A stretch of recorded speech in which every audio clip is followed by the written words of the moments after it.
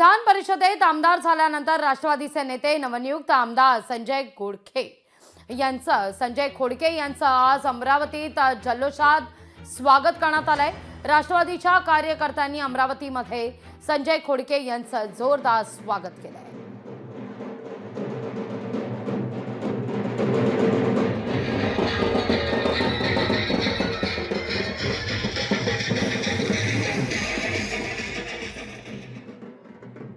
दोन्ही विधानसभा असतील, अमरावती जिल्ह्यातले सर्व कार्यकर्ते असतील, यांच्या पाठबळामुळे सुलभा खोडके 3 वेळ ज्या आमदार झाल्या, त्यामुळे मला ही संधी उपलब्ध झालेली आहे।